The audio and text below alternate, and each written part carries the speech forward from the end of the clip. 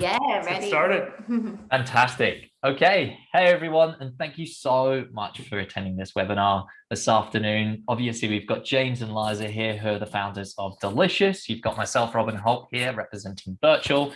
And I've had the pleasure of working with James and Liza here on their investment offer and everything up and coming towards this investment offer for a while now. You know, we've really been chatting through the business. I've tried your delicious pickles, of course, and really just had the pleasure of working with you both. And the opportunity today is to really hear more about the business, have your chance to ask questions, and really just get involved in the investment offer and learn all there is about it. So what I'd love everybody to do is use that Q&A feature as much as you possibly can. We will be answering your questions throughout the webinar itself.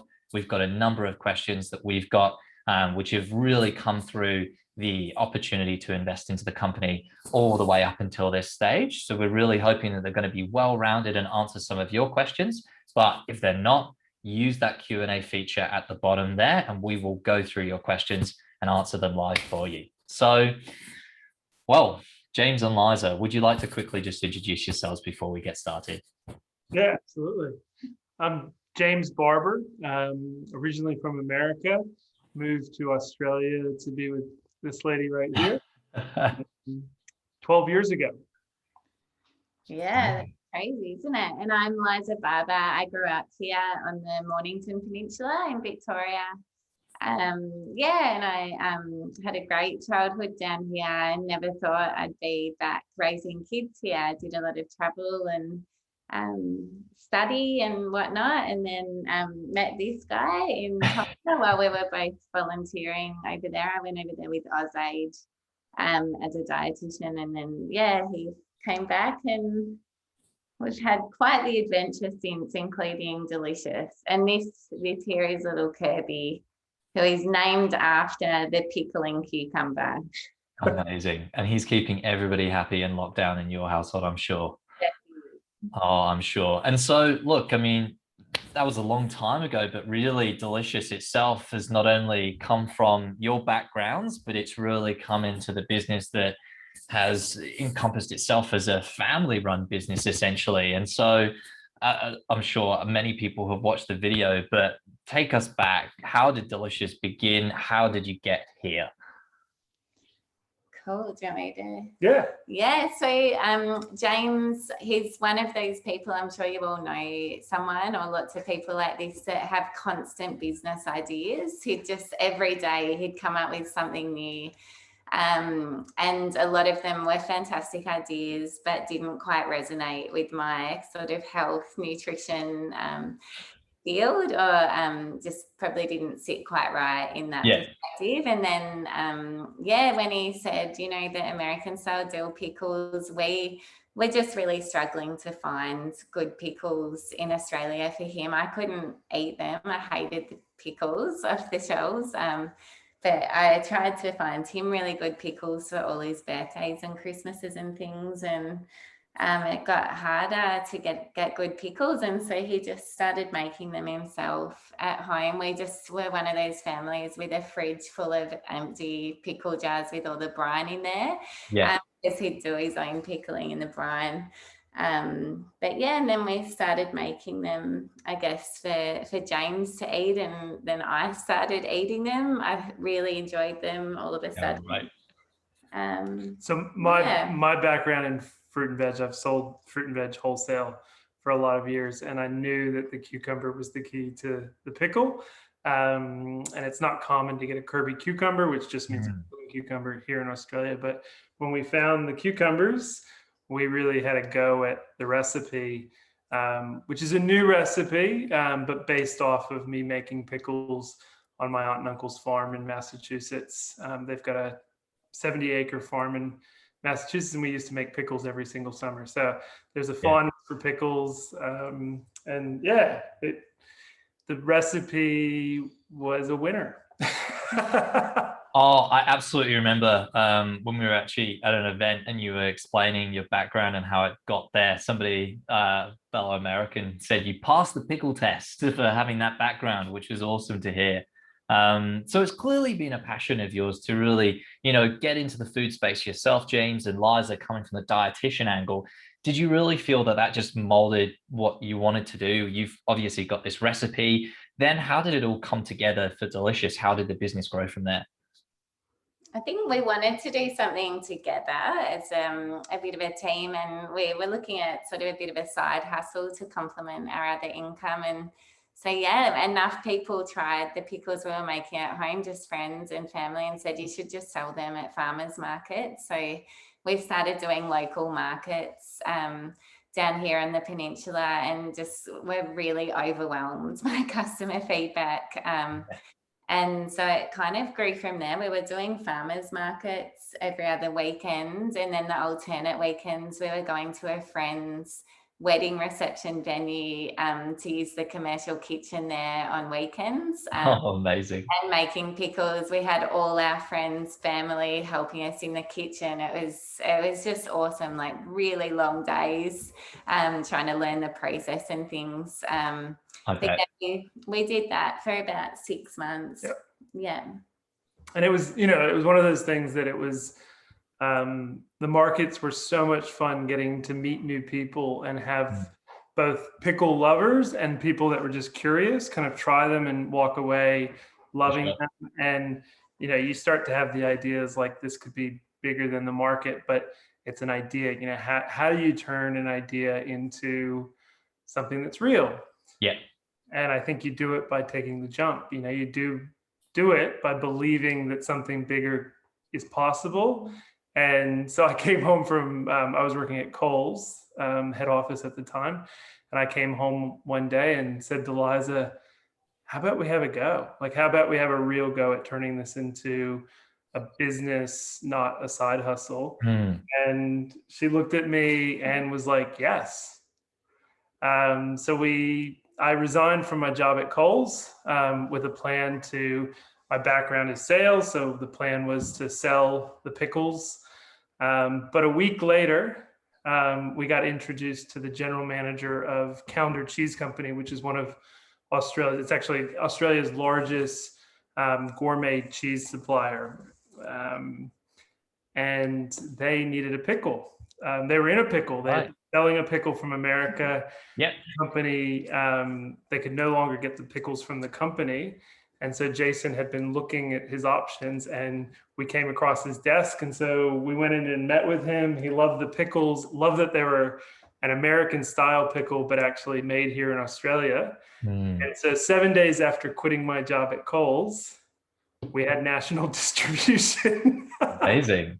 Yeah. Well, what a leap of faith, hey? So, you've got the national distribution, which was in place then, but now you've got stockists all over the country. Talk to me more about some of the stockists that you've got, not just consumer facing, but wholesale as well.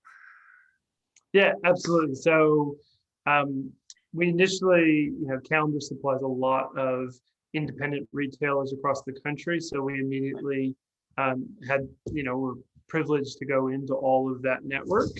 And then over the course of a year, we brought on a lot of food service customers. So places like the Adelaide Oval, Sydney Convention Center. A personal favorite of mine is Easy's up in Collingwood.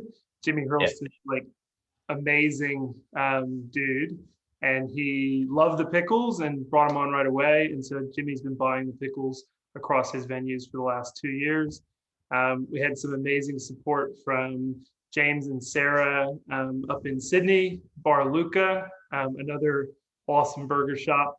And it kind of grew from, those two guys are really well known in the industry, and they shared us with so many people. So we started picking up more and more of their network. So Raf from Beatbox Kitchen, and it just blew up on us like this. We make a good product. We have a great story. We use great ingredients. And so I think our genuine care for what we were building actually resonated with so many people. And it was an added benefit that they're just really great pickles. So it grew and grew and grew. And then it was late last year, that we had some really exciting opportunities in retail come about. We launched into Costco and we launched into Kohl's Local, which is a kind of small format store that Kohl's started about 2 years ago and is growing pretty quickly. Yeah, those Coles local stores are just incredible. I mean, like the produce you find in there, it is so like unique. You know, you're not going to find it anywhere else. And I just absolutely love those stores for being able to find sort of bespoke products that you're not going to find elsewhere.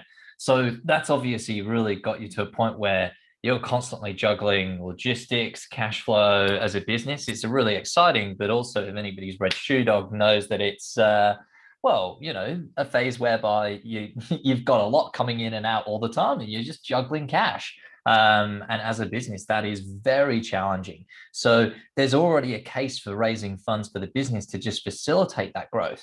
But you're not just focused on building the biggest pickle company in Australia. You want to be able to go out there and do other products as well, right? So why don't you talk a little bit more about that? Yeah. Oh, you go. James can talk about pickles for days, so I don't want to take that opportunity of him. So the business did definitely start as a pickle company, but we're excited about the food and the things that have resonated most with us in creating a pickle company can extend beyond that. You know, we're trying to make authentic products that taste really good, that don't have any nasties in them, you know, the added preservatives and stuff like that. And so we're launching next week, actually. We're launching our condiment range, Get Saucy by Dillicious, which is brine-infused condiments. So there's a link up to our pickles. You know, every product at the moment has our brine in it. But we're just trying to make really good foods that make people smile. I mean, our mission is to make products that make people smile, and we'll extend that to things that make sense within our range that we feel good about and that our customers feel good about. Yeah. Carry on, Liza. I was just going to say, so the 3 products that are in the first phase of our new product range. So one is a hot sauce. It's a Mexican escabeche, which is pickled carrot, onion, and jalapeno. And it's just delicious, bright orange in color. There's a honey jalapeno hot sauce, and then a Bloody Mary elixir as well that just has all the yummy bits and bobs that you put in a Bloody Mary. So amazing. So exciting. So exciting. I mean, really to kind of go from where you've gone, I can even imagine that when you say Dillicious, you just don't even think about it with an E because of the name of the company. But when it comes to the products and how you've really grown the business today, just adding to that range is just a natural next step for the business. And it's really all about bringing it into a facility whereby a lot of this produce is Australian, really, you know, making it so that you've got the control to make sure that it's locally produced and it's locally assembled as well. And that's not going away as a business from what we can see. It's only going to grow. And when you say only, like the things that we use in our pickle that aren't Australian are the spices that aren't available that I think are important to the authenticity of them being American pickles. Things like mustard seed and coriander seed, and actually our coriander seed, that's a bad example, that's Australian. Caraway seed. So we really want the products to be as Australian as possible. I mean, the focus for Liza can comment way more on this, but during this pandemic, the biggest thing that's really been spotlighted is our reliance on imported products. And Australia, from a food perspective, is one of the luckiest countries in the world because we don't actually have to rely on imports as much as nearly every country in the world. Like we have just about everything here in Australia. You know, it's just amazing. The climate from north to south, from west to east is just so diverse that we can pretty much grow everything, and not just grow it, we can grow it amazingly well. Like our produce is just fantastic. And so the Kirby cucumbers that we use, even though we take the name from an American style cucumber, the cucumbers here are better than the cucumbers you get in the States.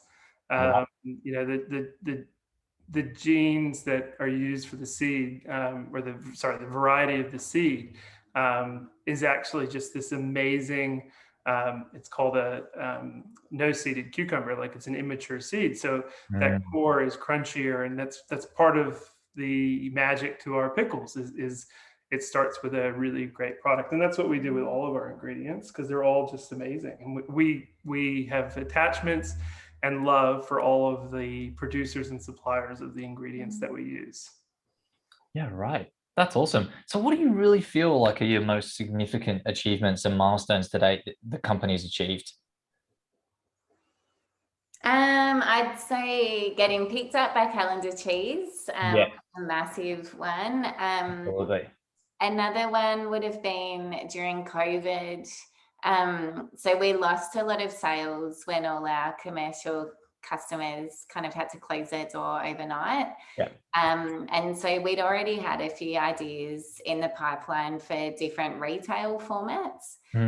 So we just kind of hit fast forward on our plans for those. And we, Calendar Cheese had been already negotiating with Costco to kind of put a pickle on the shelves at all Costco warehouses. And so yeah, we just kind of fast forwarded that and created this 1.1 kilogram little pail. So a perfect size little bucket for a family of pickle lovers. And we went through quite a rigorous process of food safety auditing.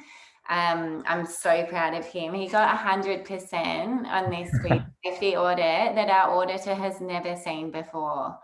So just really diligent with all the processes that we adopt at the Brinery. And yeah, got our products on the shelves in Costco stores Australia-wide, which was a pretty Incredible. significant thing. It's a big deal to me being from America, because Costco is such a well-known American brand, and to go into a store that I grew up with, to have a product launch into Costco was an emotional experience, because you never think when you're a kid that that's the kind of thing. I never thought I would be a pickle maker, much less be launching products into one of the biggest retailers in the world. Oh, absolutely. And you never go into Costco thinking about price. You go in there thinking, I am going to fill my trolley as best as I can. And so if you see something like your pickles there, you know, it's just an addition to everything you've already got. So what a stockist to have, really. And I know that you've really, like, you talk about this so much. It's obviously a focus in the video. You talked about it, you know, from day one, of your focus on quality. So what do your customers really have to say about your products? They've obviously come back to you. You talk about it from a family perspective. Keep people, you know, interact with you face to face on your produce. What are the main things that they really talk about when they say, you know, when they talk about your product? Yeah. You go. I do a lot of the market stalls on weekends, and I love it because I get to hear customers' feedback like straight away, which is good and bad. It's bad when you see the little kids run up and taste the pickles and they hate it and they can't screen their facial expression. But the feedback that you get from customers straight away, just love the fact that we use a really good quality apple cider vinegar. It's not cheap. None of our ingredients are cheap, but the fact that we do get really quality premium ingredients, including that apple cider vinegar, just changes the whole flavour profile. So yeah, I think probably the biggest compliment we get is the fact that our pickles don't have any sugar in them. And that apple cider brings a really beautiful natural sweetness to the pickles. So yeah, I think that's probably the biggest feedback that we get. They love that they can give them to their kids, to anyone really, and feel really good about it. Like, it's not something that you need to feel guilty about eating as well. Yeah, and I just think that it's so different to what people are expecting. You know, people have an idea, but then it takes them, you know, it's a proud moment for us because we market ourselves as authentic American style pickles. And right away, when somebody has that bite, and they get that crunch, and they get that taste, that sour taste that you get from a dill pickle from the States. Yeah. It takes them back to a trip that they've had where, you know, if you're in America, you get a pickle spear with just about every sandwich. It's a mainstay at the cafe and restaurant. And it's just totally different to when you think pickles. Like it's a dill pickle, a deli style pickle is just such a different experience. And I think for us, that's the greatest part, is to see people go through that motion of kind of expecting one thing, getting another. And yeah, so surprise is usually the feedback, and the crunch, you know, like we're not perfect. And I've actually today, somebody wrote me and they said that they got a jar that was, you know, we can't control fresh produce, but they got a jar that was not as crunchy as one that they had before. And so today I sent them out a new jar, because we want every single person to experience, and I'm not trying to hide the fact that we can't control everything, but our promise to our customers is that you're going to get a crunch, because that's what a delicious pickle is. Yeah. And it's amazing when people do bite into our pickles, because they are actually amazed by how crunchy they are. And if they're not, it's not representative of our product. And we want to make sure that somebody has a delicious experience. 100%. Of course, always got to say it. And just before we move on to the next question, Nick, I can see that you've got your hand up. Please ask a question in the Q&A format, and we will answer it as soon as we can. And you've already touched on this, James and Liza, before, but when it comes to your backgrounds and what kind of got you into this business, I'd love, you know, obviously knowing more about you two and what you've created so far as a business. I'd love it if you could really talk more about your backgrounds, and I'm just going to quickly flick my light on while you answer that. There we go. So I've worked as a community dietitian in a lot of health centres in Western Australia and the Northern Territory here in Victoria. And I guess I've heard a lot of individual people tell me how difficult it is to find healthy snacks that they can feel really good about eating. So that opportunity to kind of offer something new on that market was really exciting to me. I've also worked at Second Bite. I worked for the big food rescue organisation here in Australia for 3 years. And that just was devastating for me in so many ways, to work on the issues of food waste and food insecurity. And that really sparked my interest in food sustainability and understanding the whole food system and all the cracks in that food system from paddock to plate. And there's just, for me, there's so many opportunities to improve the food system that we've got here in Australia. And there's a moral imperative to do that. There's people going hungry that don't need to be. And then from an environmental perspective as well. And that's what I guess my current job, other than Dillicious, is that I work at Monash University. So I teach third year nutrition science students about sustainable food systems. And I love it. I just really enjoy working with these students and opening their eyes up to a whole different field of nutrition practice. And then master of dietetic students as well. So 100%. And look, we've actually had a question here, and I know it's come up before. So Jeremy has asked, in a prior presentation, you talked about opening your own Brinery. Is that something still on the growth plan? Absolutely. Yeah. So the Brinery is a name. We're not the first people to use it, but it's a fun name for a pickle factory. You know, everybody's got to have a fun place to go, and so that's for us is the Brinery. And the idea of the Brinery is more than just a fun place. It's a place that we can grow this business. You know, we're currently in a 200 square meter funny shaped warehouse that we jumped into when we first scaled our business, and we went and got our HACCP certification there. We got audited for Costco, and we kind of got locked into this warehouse that we've outgrown. You know, we were producing a small amount compared to the 3,000 to 5,000 kilos of pickles that we make each week. And if that grows anymore, we just won't be able to handle it. But it's not only the capabilities of the factory, it's also what's in the factory. You know, we have a lot of expenses with using third-party transport because we can't store stuff on site. Machinery that we want to start implementing can't actually fit into our factory. So there's a host of reasons why we need a new place. And that new place is going to be a food factory, but it's also going to be a hub for all of these ideas that we have, and a place where we can invite people in to understand what we do and understand how businesses are going to be responsible for pushing this circular economy that Liza is kind of talking about. You know, like it's businesses that need to do that, and we want to create a hub for all of that. So it's about our growth, it's about our responsibility, what we feel is our responsibility to be a good corporate citizen. Is that the right way to say it? I guess maybe not corporate, but citizen. And so the Brinery will be both a powerhouse for making pickles and sauces, but also a hub for creativity and being able to parallel the fun that is Dillicious, you know. Yeah, perfect. No, that's great. And look, everybody else who's here, I highly encourage you to use the Q&A feature to ask any questions that you'd like to know from James and Liza in this webinar. This is the time for you to be able to ask the questions that you want to ask.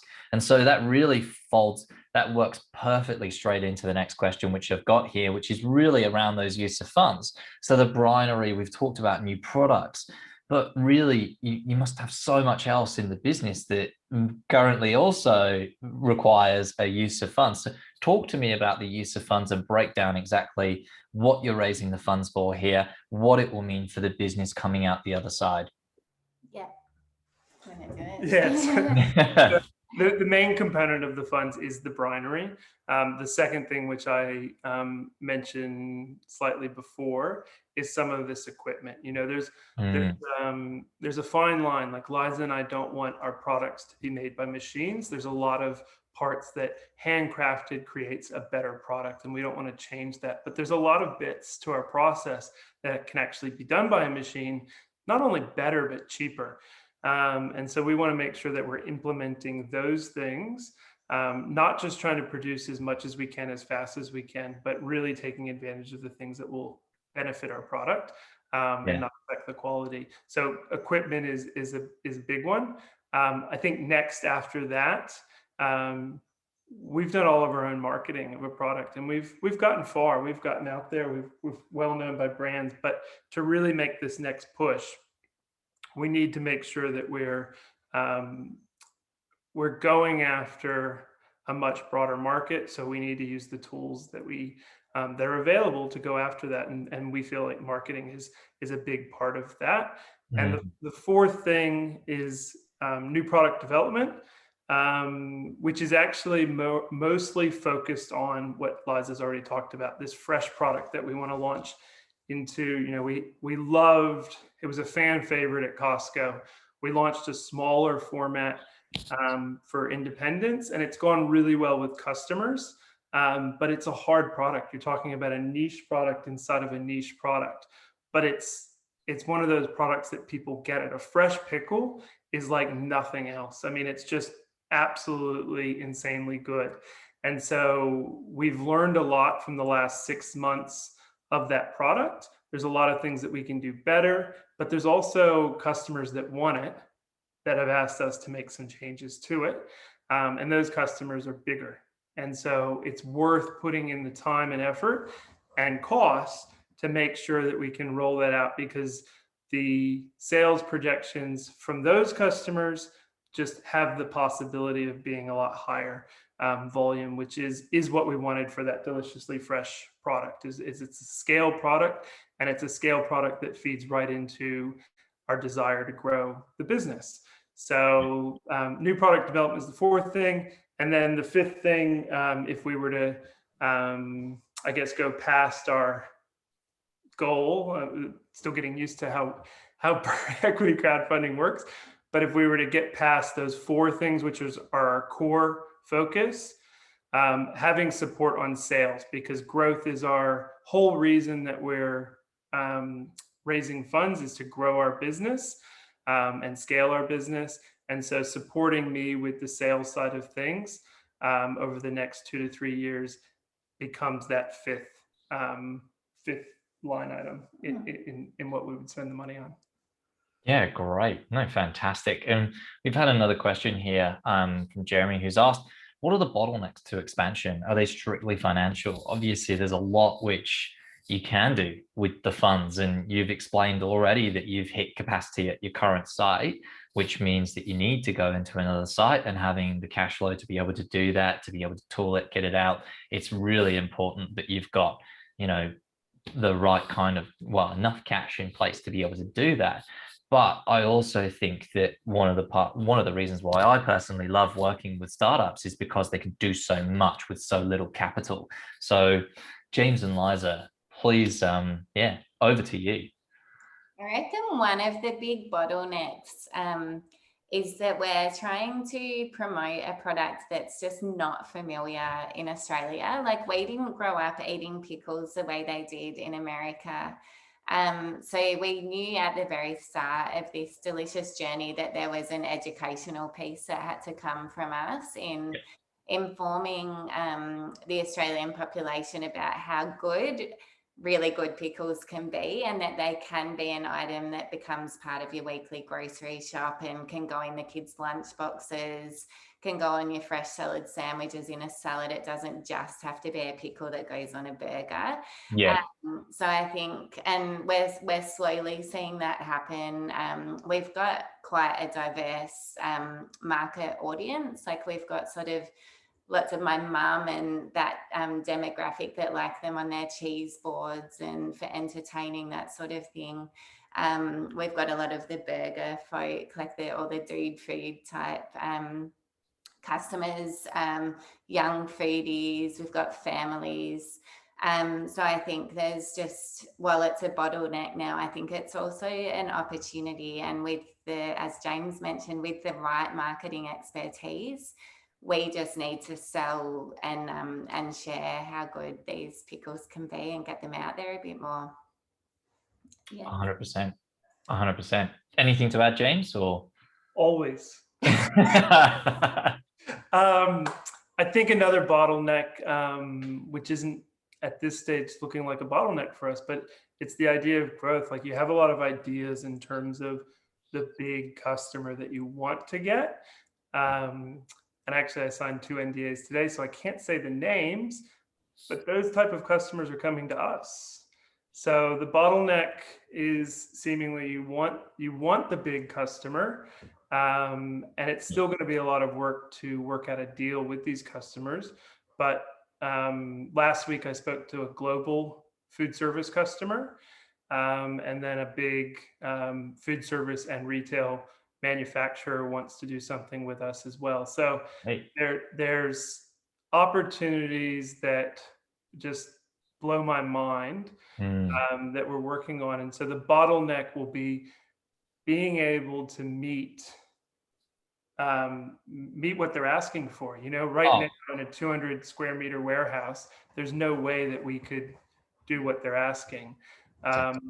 But all they're asking for is more of what we already do. So we just need to be able to make that product. It's not reinventing something new for them. It's creating what we're already creating, just at scale.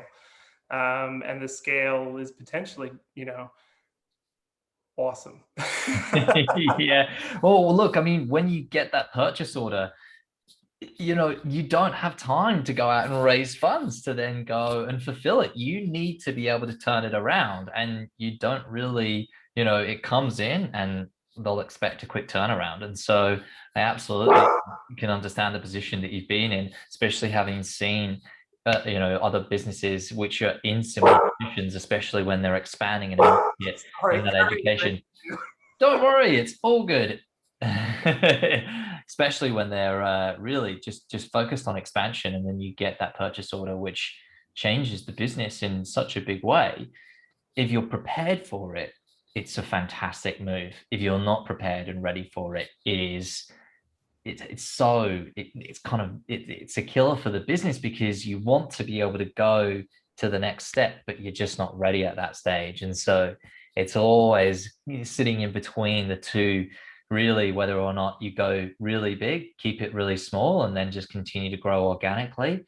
But, we're seeing a lot of demand. And look, I've already got saliva in my mouth because I want pickles, and I'm going to have some after this. So we actually have another question moving down to Nathan. Will any of the future development plans impact the attendance of Dillicious at farmers and local markets? Will community presence remain while national and global presence grows? And I actually love this question, because I feel like a lot of businesses which have a lot of funding go out and try to go for the big, Coles, Woolies, and national stockists, and get into the distributor networks. And then they think about going to the local farmers markets and local shows, because they want to seem like a local brand. But actually, having already worked with, and it was a different case, a business which was stocked in Woolworths, they loved that it was a startup and that they went to all of these small shows, and keeping that local factor present. And for your business, I'm absolutely sure I already know the answer to this question, but it's over to you. I reckon we'll always do markets, to be honest. And there's a couple of reasons why. From a business perspective, we are so lucky to have the opportunity to interact directly with customers and have them taste our products. Like, it's just absolute gold. We did Monash University's Accelerator program last year. So it was a 12-week intensive kind of startup program, which we learned tons at. But they were talking about how much effort it is for a lot of the tech companies and things to do that market research. And we just, like, I would have done often 3 markets a weekend for the last 2 years. We've been doing that many markets. So that's a lot of customers that we've interacted with and heard their straight up account of our products. We can take new products to them and get their initial feedback. Yeah. And they go and share our products with their friends. It's just pure gold. And from a personal perspective, I love it. It's just really enjoyable. I've always loved the market atmosphere, and it's fun. And I think thirdly and finally for me is that our kids can come. And that was really important to James and I when we started this business, is we wanted them to be part of this and to be part of everything we do. Our 6-year-old son, Elliot, comes to markets and he runs around handing out business cards to people. Amazing. But he feels really part of it. And that's super important to us. So. Yeah, and it's special because it's where we started, and we can do it. It's, the markets in Australia, again, another thing. They're just amazing. We started at the Mount Eliza Farmers Market, Mount Eliza, where we live, and to be able to see people that our kids go to school with, that we live next to, that are parents of our friends, that are our friends, come by and see what we're doing and see how we're interacting. It's so special, and it's something that I never want to give away.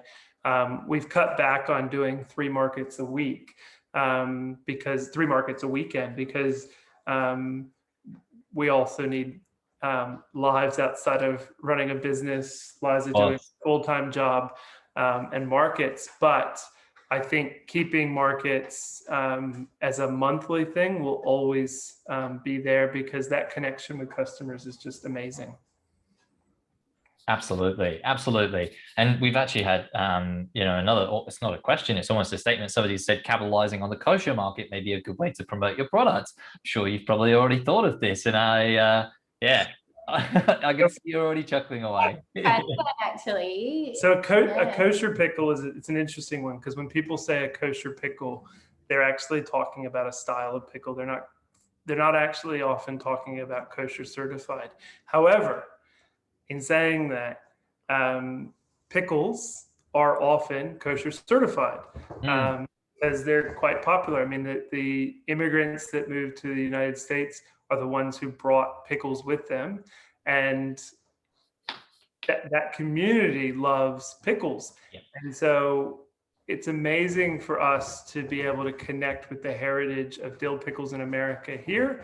And so last year, we actually got our pickles kosher certified. So our pickles are certified kosher by Kosher Australia. They're most of our products, except for the lines that have honey, which is 3 products, are certified vegan. So they're plant-based, and that's with Vegan Australia. Our products are gluten-free. You know, the idea, I think, talking about the kosher market, it's a huge market. It's, I think, 250,000 families in Australia buy kosher products. Yeah. So being the only Australian-made certified kosher pickle is actually quite a big deal. Being the only certified vegan pickle in Australia is actually kind of a big deal. I said deal the first time, and I always have to say big deal. But these are the things that our small business has always thought about, because, and the main reason is inclusivity. You know, we want to make sure that our products are available to as many people, no matter what their thoughts are. It doesn't mean that somebody who's making a big, massive burger use our pickles, but we want to make sure that our pickles, which are vegan, are plant-based, are accessible to somebody that's looking for that stamp of approval. And the same goes for, you know, being a kosher product. Sorry, that was a long answer for. But really interesting, super interesting. And I absolutely love your knowledge and on that market and the data as well. The insights are just incredible. So no, it's really great to hear. And look, anybody who has any other questions, I'd really like to encourage you to ask them now so we can answer them. Because at the moment, what we'd love to do is talk about timing of the offer, talk about when you're going to be able to kind of get in, and the opportunity, as you can still express interest to invest, not only to receive a free jar of pickles, which can be sent to you, but also the opportunity to be able to come in to the live offer and actually be one of the first. So actually, we've just had a question come in from Ray and another question come in. So let's answer these first before we talk about the offer and talk about the structure. So Ray here has asked, will larger scale production influence the price per unit? Great question. Thank you very much. Over to you two. Okay. Yeah, absolutely. We want our products to be accessible. That's the whole point. So as our costs come down, we'll of course lower the cost. We do need to make sure that we're covering costs as we grow. So we'll continue to look like we're working very closely with a company called Blue Rock to make sure that that growth trajectory is strong and profitable. So that's something important for potential shareholders to know, is that that's a really big focus for us. And it's, sorry, what was it? Oh, the price point. The price point of, sorry, the price point, I went off on a tangent.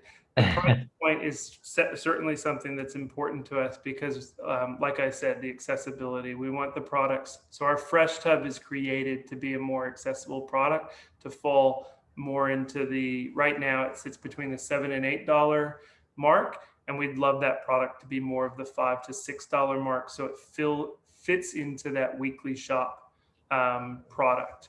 Our jars can come down, but they're a gourmet product, so they're never going to be a cheap product. They are a gourmet product, but we do want to see if we can reduce that price a little bit, just so that, again, more people can have them, because our whole goal is to make more people smile. 100%, 100%. And look, I mean, like when it comes to it, I think you get so much value for it. And when you're thinking about the fresh ingredients that are going into it, it's really hard to be able to try and drive that price further down. But when the psychology that comes below that even $15 mark, people are like, okay, you know, that's a big jar of pickles that's going to last me. And then they go and smash them all. So I will add one more thing though, just about talking about the jar price, is that the majority, I think I've had probably over the course of 2.5 years, probably a handful, I can count on probably 2 hands of thousands of customers, of people that had an issue with the price because of what Liza was talking about earlier. They know that they're handmade. They know that they're proudly Australian made. They know that we use premium ingredients, and those things matter to people, and they know that they're not cheap. And so you never want to cheapen your market and cheapen your product. So while we do want them to be accessible, I think it's important that our product isn't cheaply made, and so it's great value. I love that. I absolutely love that. And you've had a lovely comment here from Paul, who said, congratulations, you're both incredible people. Felt the postage was a little high. Can you organize a better deal with AusPost?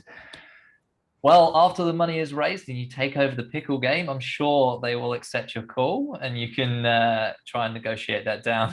Just suggesting that $9.95 would be ideal. What a lovely comment. Paul is really going to be taking a effort in e-commerce. Yeah. Yeah.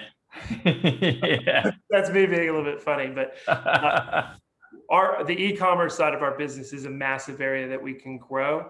It's not an area that we've actually done nearly what we can do. And so the cost of shipping is something that's completely made up of the amount that we send out through our online store. And so obviously if we put more effort and we sell more through our online store, the rates can come down. I mean, we've already, with Australia Post, we've already gotten cheaper prices, but we can come a lot farther from where we are now. But it's a really good point, and it's something that we're incredibly aware of, that it is a stopping point.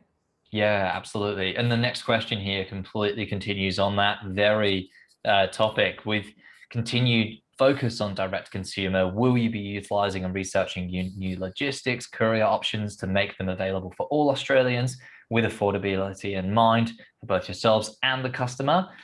Will you be offering all products direct to consumer like your pails of pickles, not just jars? There's a lot of space. There's a lot of work happening on the perishable products market. I think you'll see some exciting announcements from Australia Post over the next year. I think you'll see other companies. We've got friends that run a company called Home Delivery Service, or HDS, that is doing a lot in that space.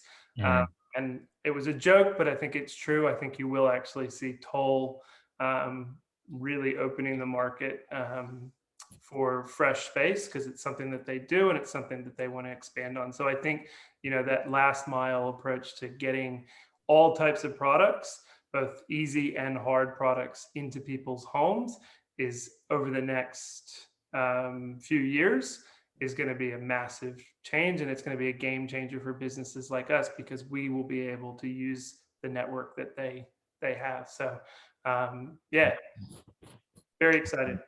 100%. And look, we are in the final full week of your expression of interest campaign. We're closing it next week. So for anybody who hasn't submitted an expression of interest and does want a free jar of pickles, you just got to pay for postage. Please go on the virtual website and go and submit an EOI now, especially if you want to be kept in the loop with the upcoming private offer. So when I talk about the private offer, the investment offer is going to be, you know, live for a certain period of time, but the private phase of the offer is a very short window, and this is opened next week, which we're hoping to open on Tuesday. And that's basically anybody who's submitted an expression of interest will be given access to the campaign. And actually, from a virtual standpoint, we give these investors preferred payment terms if they invest during the private window, meaning you don't actually have to sort out the payment for your investment until the end of the campaign, which rather happens for people when they actually invest, and then the payment will come out 5 days after that. So there's a preferred payment option, and there's the opportunity to be able to invest in the business and actually be one of the first in, which is a really exciting factor. So are you guys excited to launch the investment offer next week?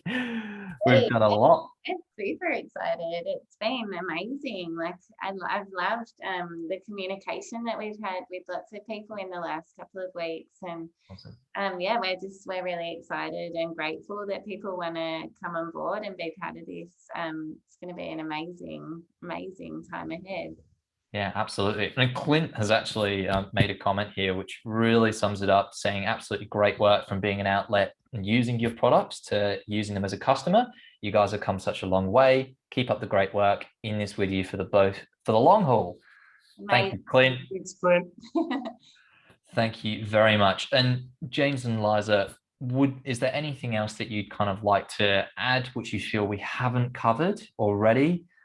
We've talked about a lot, so you'd be totally forgiven for just saying no. We've talked about pickles and the investment opportunity. If there's anything else that you want to add, please let me know. Of course, there's something I want to add.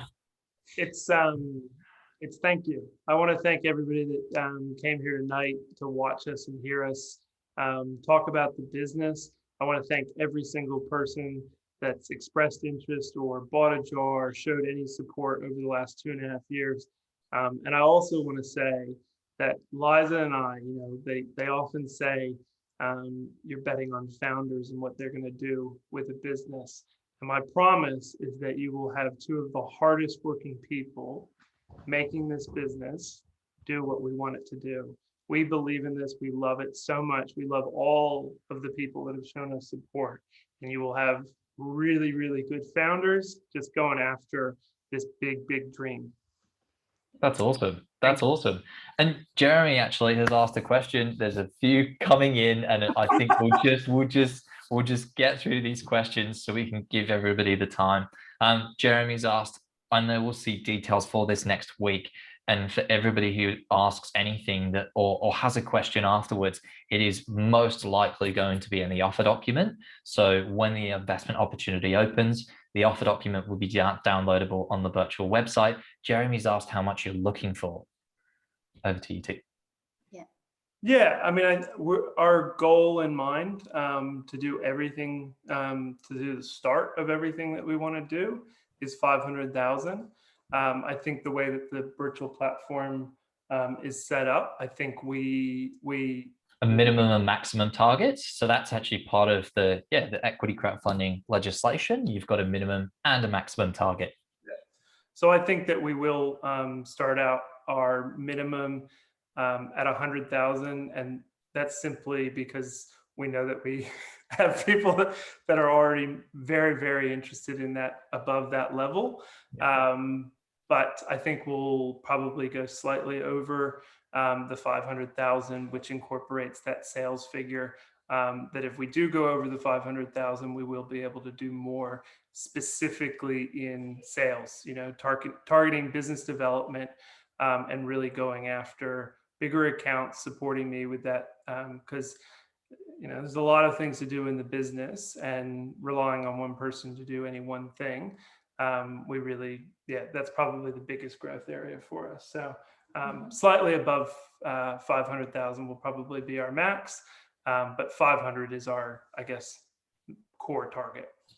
100%. That's awesome. That's awesome. And we've got some comments absolutely loving the merchandise that you're wearing, James. So there's a lot of love for this. Ray's asked who's babysitting the boys, which is good fun. And look, everybody I think is really as enthusiastic as we are to open up this offer next week and really just see you go from the next level, because you've built up this business really from just such humble beginnings, but also getting yourself into the local markets and not coming away from that at all, but attaching yourself to the grassroots of what the customer really, really wants. And I absolutely love the business for that. So look, let's close it off there, because with any other questions, if there's any other opportunity, there will be an open discussion forum. You're always more than welcome to email James or Liza or myself when the investment offer is open, and you'll have the opportunity to get an answer then. So James and Liza, it's been an absolute pleasure. It's always great to chat to you. I hope you enjoy the rest of the lockdown period. We'll obviously all get through it, but really looking forward to opening this investment offer up next week. Thank you, Robin. Thank you so much. Thanks, Robin. Thanks, everyone. Thanks, everyone. Enjoy your evenings. Thanks for tuning in. Take care. Bye. Bye.